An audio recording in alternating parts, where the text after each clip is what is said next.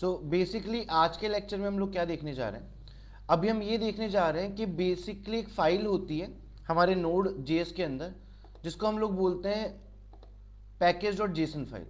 उसके बारे में देखने जा रहे हैं कि वो यूज़ कैसे करना है। तो पैकेज डॉट जेसन फाइल के लिए हम लोग क्या करेंगे, मैं समझाता हूँ पहले। पैकेज डॉट जेसन, ये जो फाइल है पैकेज डॉट जेसन, ये फाइल करती क्या है, ये आपकी डिपेंडेंसी मैनेज करती है। डिपेंडेंसीज मैनेज, ठीक है। डिपेंडेंसीज क्या है, नोड जेएस के अंदर जो पैकेजेस हम यूज कर रहे हैं या जो भी फोल्डर स्ट्रक्चर हम बनाएंगे या जो भी पर्टिकुलर चीज हम यूज करने जा रहे हैं उसको मैनेज करती है हमारी पैकेज डॉट जेसन। एक ऑलरेडी कमांड में बता चुका हूं आप लोगों को। आप लोग लिखेंगे npm init, इस कमांड को लिख के आप अपनी पैकेज डॉट जेसन फाइल बना सकते हैं। अगर आपने सिर्फ इतना सा लिखा तो वो आपसे सारी डिटेलिंग पूछेगा, वर्जन वगैरह और सब कुछ। इसको स्किप करने के लिए आप -y लिख सकते हो जिससे वो सीधा फाइल बना देगा। तो ये कमांड थी जिससे हम क्या कर सकते हैं, npm या पैकेज फाइल को बना सकते हैं, ठीक है। अब बात ये होती है कि अगर ये फाइल बन गई है तो इसको चेक करके इसमें डिटेलिंग कैसे करेंगे। चलो, हमारी फाइल है पैकेज डॉट जेसन, हमने ओपन किया। इसमें ज्यादा डिटेलिंग नहीं दी गई है अभी, तीन ही चीजों की डिटेलिंग है। एक तो प्रोजेक्ट स्ट्रक्चर क्या है, प्रोजेक्ट की मेन फाइल क्या दिख रहा है। जब मैं प्रोजेक्ट को रन करूंगा तो फाइल कौन सी रन होगी, index.js। अगर आप चाहें तो आप मैन्युअली इस index.js फाइल की जगह कोई और फाइल का नाम लिख सकते हो। जैसे अगर मान लीजिए मेरे को फर्स्ट फाइल रन करवानी है app.js, तो मैं यहाँ पे index.js की जगह क्या लिख सकता हूँ, app.js, ठीक है। उसके बाद ये टेस्ट स्क्रिप्ट है जो हमेशा आंसर देगी स्क्रिप्ट रन होने के बाद कि एरर आ रही है या फिर सॉल्यूशन हो गया है, सही। और ये हमारे नोड का डिस्क्रिप्शन है, ठीक है। आप चाहे तो यहाँ पे ऑथर का नेम, लाइसेंस, डिस्क्रिप्शन सब डाल सकते हैं। बट इसमें आगे का काम देखते हैं कि अगर मान लीजिए यहाँ पे मेरे पास एक पैकेज है कलर्स, मेरे को कुछ कलर कॉम्बिनेशन यूज करने हैं मेरे नोड जेएस के अंदर, ठीक है। तो कलर कॉम्बिनेशन यूज करने के टाइम पे अगर मैं जाता हूँ index.js फाइल में और यहाँ पे कुछ कलर कॉम्बिनेशन यूज करना चाहता हूँ तो वो मुझे कलर कॉम्बिनेशन देगा ही नहीं। मैं एक बार ये हटा देता हूँ और यहाँ लिखता हूँ console.log, सिंपल सा मैं लिख देता हूँ हेलो यूजर, ठीक है, और सेव कर देते हैं। सेव करने के बाद हम जाते हैं टर्मिनल पे, एक नया टर्मिनल खोल लेते हैं, ठीक है। अब बेसिकली हमारे सामने बात क्या है, हम कोई फाइल रन करनी है तो पहले हम इसके फोल्डर में मूव करते हैं, cd my first project। अब हम यहाँ पे लिखेंगे नोड एंड फाइल का नाम, जो भी मेरी फाइल का नाम था index.js। तो मेरे को हेलो यूजर मिला। मैं चाहता हूं कि हेलो यूजर जो होना ये रेड कलर में है, बट यहां पे कोई कलर लगाया नहीं जा सकता क्योंकि अभी यहां पे मैंने कल भी आपको समझाया था एक नोड मॉड्यूल करके एक फोल्डर बनता है, उस फोल्डर के अंदर सारी लाइब्रेरीज होती है, वो फोल्डर है ही नहीं।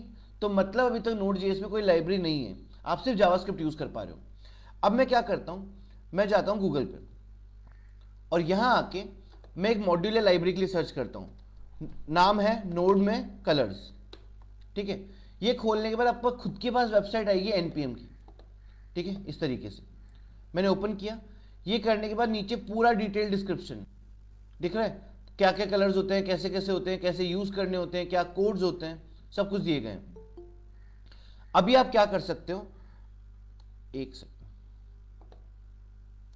अभी आप इतना कर सकते हो कि ये जो कमांड आपको यहां दिख रही है npm i colors, इस कमांड को यहां से कॉपी कर लो। npm i का मतलब इंस्टॉल, और जाके अपने सर्वर पे डाल दो, डाल दिया और एंटर प्रेस कर दो। ये इस मॉड्यूल को, ये इस पैकेज को इंस्टॉल करेगा। जब ये इसको इंस्टॉल करेगा तो आप देख सकते हो एक नोड मॉड्यूल्स करके एक फोल्डर बन चुका है जिसमें कलर्स करके फाइल आ चुकी है। यहां पे पूरी लाइब्रेरी आ चुकी है कलर्स की। तो इस तरीके से यूज किया जाता है इंस्टॉल करने के लिए कि अगर आप चाहते हैं कि नोड जेएस के अंदर आपको एक पैकेज बाहर से इंस्टॉल करवाना है तो आप ऐसे कर सकते हैं। आगे जाके अगर आपको कोई और पैकेज सर्च करना हो तो आपका इजीएस्ट मेथड, आप यहां जाएंगे और उस पैकेज का नाम लिख देंगे। जैसे एक पैकेज होता है लोडैश करके, आप जाओ सर्च करो, ये आपको वेबसाइट देगा। आप यहां से जाके उसका कोड कॉपी कर सकते हो इंस्टॉल करने के लिए और नीचे जाके उसके कोड्स देख सकते हो, ठीक है। पर अभी हम वापस आते हैं हमारी पहली लाइब्रेरी पे जिसका नाम है कलर्स।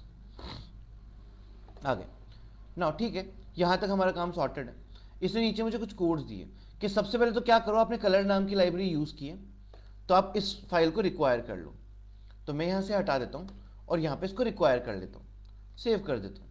अब एक और चीज़ देखना, हमारी पैकेज.जेसन फाइल, पैकेज.जेसन फाइल के अंदर अभी तक आप देख रहे हो कोई चेंजेस यहाँ पे हुए नहीं है, बस एक लाइब्रेरी डिपेंडेंसी ऐड हो गई है कलर्स नाम से, दिख रहा है। तो जो भी डिपेंडेंसी आप डालोगे वो नोड मॉड्यूल नाम की फोल्डर में जाएगा, उसका स्ट्रक्चर और जो उसका पाथ है कि कौन से मॉड्यूल आया है, कौन सा वर्जन आया है, वो पैकेज.जेसन में आ जाएगा। अब क्या करते हैं, इसमें कुछ कलर लगाते हैं।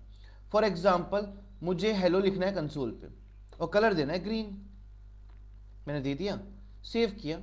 सेव करने के बाद यहाँ पे मैंने लिखा नोड एंड index.js। अब आप देख सकते हो आपको जो हेलो मिल रहा है वो ग्रीन कलर में मिल रहा है, परफेक्ट।